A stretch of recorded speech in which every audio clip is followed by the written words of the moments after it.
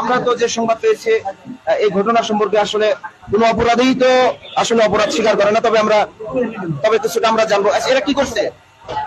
এটা যে বললা বাজারের পাশে একটু বলে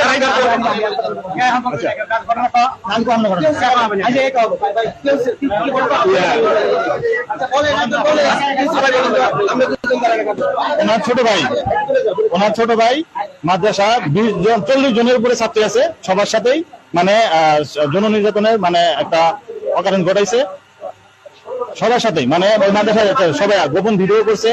তারপরে অনেকের হচ্ছে চোখ বেঁধে হচ্ছে কাপড় চোপড় খোলাইছে, লজ্জাস্থানে হাত দিছে এনার ছোট ভাই, এবং উনি এই সম্পর্কে অবগত আছে। মহিলা মাদ্রাসা, মহিলা মাদ্রাসা তাই না? উনি কি ছোট ভাই? উনি কি উনি কি জড়িত?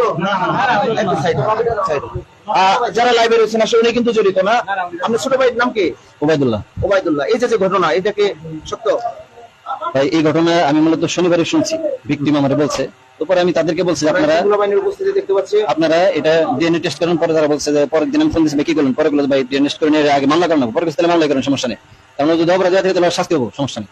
তো তারপরে আর কোনো কথাবার্তা কোনো কিছু হয় নাই। তো এই যে আজকে আর কি এরকম পরিবেশ। আমরা তো শুনছি যে কিছু প্রমাণও তারা পেয়েছে। না মানে এটা তাদের আমি মানে তারা যেটা বলছে তাদের বলার উপরে আমি যে বাইরে বলছি, পরে ভাই ওই কথা বলছে যে না 15 জনের ব্যাপারে কথা বলেন আগে, মূলত একটা মেয়ের ব্যাপারে বলছিল। ভাই আমি তো ভাই এত কিছু বুঝি না রে ভাই। আমি মূলত একটা মাদ্রাসা চালান, আপনি বুঝেন না যে এই যে যৌন হয়রানি কিংবা এই যে গোপনে ভিডিও, মূলত খারাপ কাজ না করলে তো ভিডিও করতে পারি নাই। আমি মূলত ডিএনএ টেস্ট পর্যন্ত যেতে চান না, আমি মূলত আপনার ভাইয়ের কাছে বিয়ে দিতে চাইছে যে এটা প্রমাণ করতে হবে, আপনি তো প্রমাণ পাওয়ার কথা। এই বিষয়ের জন্য আমি বলছি যে ও যদি অপরাধী হয়ে থাকে তাহলে আরে অপরাধের জন্য আরে যা করা করবো, থানায় যাও। আমি ভাগাই দিয়ে নেবে, আমি ভাগাই দিয়ে নাই, আল্লাহর হাজির নাজির বলতেছে, আমি ভাগাই দিয়ে নাই। মাদ্রাসার নাম বলেন, আবার নাম বলেন। মাদ্রাসার নাম হযরত ফাতেমা। হযরত ফাতেমা এটা কোন জায়গায় অবস্থিত? বললা বাজার আছে। বললা বাজার। এই যে আমাদের মুসলমানের সর্বোচ্চ পর্যায়ে যে আমাদের প্রিয় নবী হযরত মুহাম্মদ সাল্লাল্লাহু আলাইহি ওয়াসাল্লাম এবং তার অন্যান্য নাম দিয়ে যে মাদ্রাসাগুলো, এই যে অপকর্মটা, এটা কি আসলে আমরা মেনে নিতে পারি বলেন? এটা আসলে অপরাধ যখন হওয়ার হয়ে যায়, এটা নিয়ে এখন আমি কি করবো কম? এটা অপরাধ যখন হওয়ার হয়ে গেছে, এটা যে অপরাধী আমি সরাই নাই, আমি সরাই নাই, আমি এখন